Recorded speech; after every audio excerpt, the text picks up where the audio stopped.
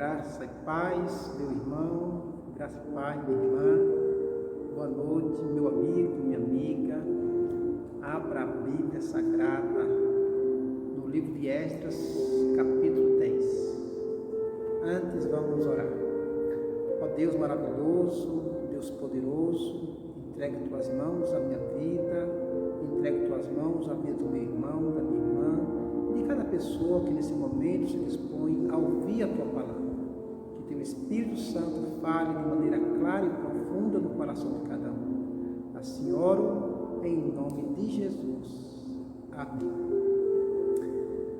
Esdras 10, versículo 1, diz assim a palavra: Enquanto Esdras orava e fazia confissão, chorando, prostrado diante da casa de Deus, ajuntou-se a ele de Israel muito grande congregação de homens, de mulheres e de crianças, pois o povo chorava com grande choro. Amém? Louvado, exaltado seja o nome do Senhor. A palavra de Deus diz que a oração de um justo vale muito em seu efeito.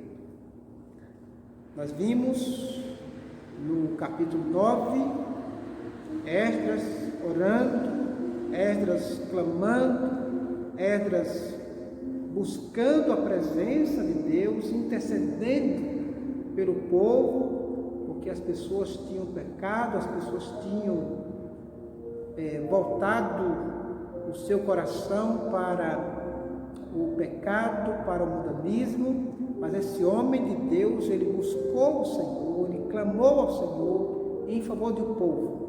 E aqui nós temos agora a resposta de oração.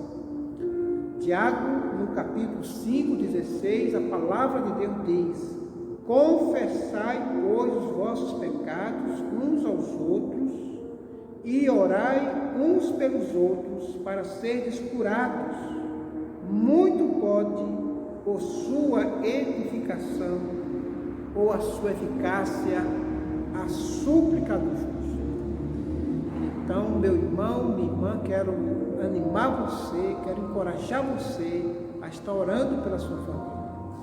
Ore pela sua família, ore pela sua igreja, ore pelo povo de Deus, porque Deus, Ele não só ouve a oração, mas Deus, Ele ouve e responde a oração do seu filho, a oração do seu servo, a oração do verdadeiro cristão. Vale a pena orar, vale a pena orar, compensa orar. Então, seja qual for o seu problema, seja qual for a sua luta, a sua crise, a sua provação, você e eu devemos estar orando, porque Deus é o Deus do impossível. Então nós temos aqui um exemplo, uma resposta de oração. Enquanto Esdras orava e fazia confissão, chorando, prostrado diante da casa de Deus. Jesus Cristo também, ele orou e também chorou. A palavra de Deus diz que quando Jesus chegou na casa de Marta e Maria, que estavam chorando por causa da morte do seu irmão, a palavra de Deus diz que Jesus também ali demonstrou a sua compaixão, demonstrou ali também a sua tristeza, chorando com aquelas amigas, aquelas irmãs, aquelas servas de Deus. Jesus Cristo também diz no Sermão do Monte, capítulo 5 de Mateus 5, versículo 4, ele diz: Bem-aventurados os que choram, porque dos tais, bem-aventurados os que choram, porque serão consolados. Amém? Então, vamos chorar na presença de Deus. Chorar na presença de Deus vale a pena. Então, aqui nós temos Esdras, um homem de oração, e através do seu exemplo, outras pessoas, homens, mulheres, jovens e crianças, também começaram a buscar o Senhor. Houve aqui um despertamento espiritual, houve aqui um avivamento espiritual. Diz aqui a palavra de Deus que juntou-se a ele de Israel muito grande congregação de homens, de mulheres e de crianças, pois o povo chorava com grande choro. Houve quebrantamento. A palavra de Deus diz que sacrifícios aceitáveis a Deus ou agradáveis a Deus são o espírito quebrantado, o coração compungido e contrito. Deus não despreza. Diz a palavra de Deus também, o profeta Isaías, no capítulo 57, 15, ele diz: assim diz o alto e o sublime, cujo nome é santo, que habita na eternidade. Ele também habita no coração do contrito e também no coração do quebrantado, para vivificar o coração do contrito e para vivificar o espírito abatido. Então, quem chora na presença de Deus, quem se quebranta na presença de Deus, recebe dele a sua graça, o seu consolo, o seu conforto e também a recompensa. Quero aqui completar, compartilhar um texto que está em Tiago, onde nos ensina que devemos ter uma atitude de quebrantamento na presença de Deus. Então, todo homem, toda mulher, toda pessoa que quer realmente uma intervenção na sua vida espiritual, precisa seguir essa direção, essa orientação da palavra de Deus. Tiago, capítulo 4, versículo 6, diz assim a palavra de Deus: antes ele dá maior graça, pelo que diz: Deus resiste aos soberbos. Uma pessoa soberba é uma pessoa altiva, é uma pessoa arrogante. Uma pessoa altiva, soberba, ela não se humilha diante do Senhor, ela não chora diante do Senhor, ela não se quebranta diante do Senhor. Então, por isso que a palavra de Deus diz aqui que Deus ele resiste ao soberbo. Mas olha o que diz a palavra: mas dá graça aos humildes. Então, uma pessoa que se humilha diante do Senhor, uma pessoa que chora diante do Senhor, uma pessoa que ora ao Senhor com fé, com humildade, recebe graça e misericórdia. Amém? Versículo 7: sujeitai-vos, portanto, a Deus. Então, a oração é uma maneira, é uma forma de nós estarmos nos submetendo à vontade soberana de Deus. Sujeitai-vos, pois, a Deus. Então, vamos fazer isso em nome de Jesus. Amém? Olha o que diz a palavra ainda: mas resisti ao diabo e ele fugirá de vós. Então, em vez de dar lugar ao diabo, nós temos que resistir ao diabo. Como? Com a oração e com a palavra de Deus. Oração e palavra de Deus. Versículo 8 diz: chegai-vos a Deus e ele se chegará a vós outros.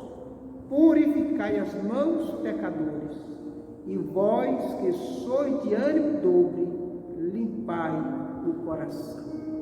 Ânimo dobre é uma pessoa que não tem firmeza, é uma pessoa que não tem integridade, é uma pessoa que não tem uma atitude de fidelidade diante do Senhor, é uma pessoa que vacila. Jesus Cristo, ele diz: não podeis servir a dois senhores. Então, um verdadeiro cristão é uma pessoa que tem uma fé única, uma fé exclusiva, uma fé firme na pessoa do Senhor Jesus Cristo. Tá? Diz ainda aqui a palavra: afligi-vos, lamentai e chorai, converta-se o vosso riso em pranto e a vossa alegria em tristeza. foi o que fez o profeta aqui, esse homem de Deus, Esdras. Ele se humilhou, ele orou, ele clamou, e Deus, na sua bondade, Deus na sua soberania, Deus na sua graça, ele não só ouviu, mas atendeu. Deus moveu, tocou, despertou no coração do povo um despertamento, um avivamento espiritual. Tá? E é isso que Deus também espera acontecer na sua vida, na sua família. Deus quer que nós sejamos pessoas de oração. Vamos desenvolver, vamos praticar a oração, porque a oração, ela glorifica a Deus e ela também nos renova, ela também nos vivifica, ela nos fortalece e também é uma forma de Deus estar operando, agindo, atuando, trabalhando. Versículo 10: humilhai-vos na presença do Senhor e Ele vos exaltará. Humilhai-vos na presença do Senhor e Ele vos exaltará. Foi o que Esdras fez. Ele se humilhou, ele clamou e Deus ali, de uma forma maravilhosa e poderosa, produziu no coração do povo, dos líderes, dos homens, das mulheres e também das crianças, arrependimento, quebrantamento, e o povo fez ali um propósito de ter uma vida de santidade, uma vida de consagração. É isso que Deus também espera acontecer na vida de cada pessoa que ainda não tem essa experiência de oração. Se você tem essa experiência, amém, continue firme, constante nesse ministério. E se você não tem dado valor, não tem dado importância à oração particular, à oração em família, à oração com a igreja, passe a dar valor, passe a dar importância a essa prática, a esse ministério. Jesus Cristo é o nosso maior exemplo de oração. Jesus foi um homem de oração. E Jesus, ele incentivou e incentiva a cada um de nós a ter uma vida de oração. Jesus, lá em Lucas, no capítulo 18, ele conta a história de uma mulher que todo dia ia à presença do juiz, e esse juiz, ele era um juiz ímpio, era um juiz que não temia Deus, não respeitava Deus e nem o homem, mas de tanto essa mulher ir, de tanto essa mulher pedir que ele fizesse justiça, ele atendeu e ela foi socorrida.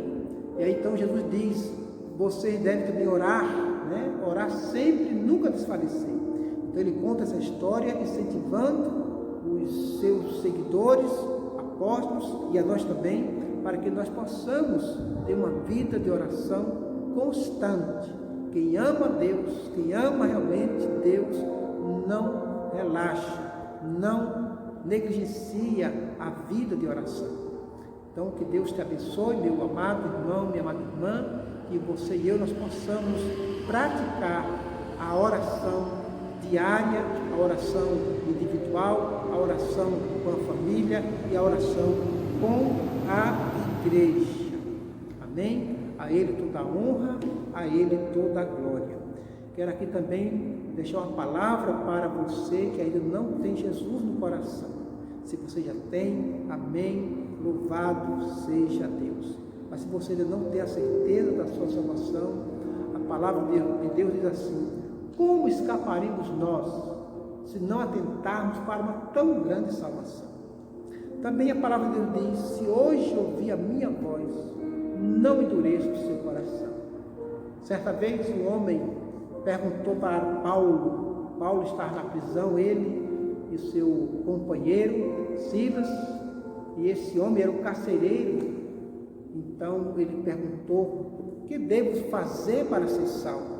É uma pergunta que cada pessoa deve fazer: o que devo ser salvo? E a resposta de Paulo foi: crê no Senhor Jesus e serás salvo tu e a tua casa. Então, creia em Jesus, olhe para Jesus, aceite Jesus como seu Senhor e o seu Salvador. Amém? Vamos orar. Ó Deus maravilhoso, ó Deus poderoso, a Ti toda a glória, a Ti toda a honra. Ó Deus, ajuda-nos, ó Deus, a estarmos praticando, Deus, a oração diária, a oração particular, a oração com a família, a oração com a igreja. Ó meu Deus, assim como o Senhor ouviu a oração de Esdras, que o Senhor também esteja ouvindo a nossa oração, que nós possamos estar vendo, Deus, despertamento espiritual na nossa família, na nossa igreja, em cada igreja do Senhor, e que cada pessoa que ainda não se arrependeu, não deixou, não largou sua vida de pecado, de incredulidade, que cada uma delas, ó Deus, venha se arrepender e venha aceitar Jesus como Senhor e Salvador. Ó meu Deus, assim oro em nome de Jesus. Amém. Deus abençoe você, meu irmão, minha irmã. Uma ótima noite para todos, em nome de Jesus.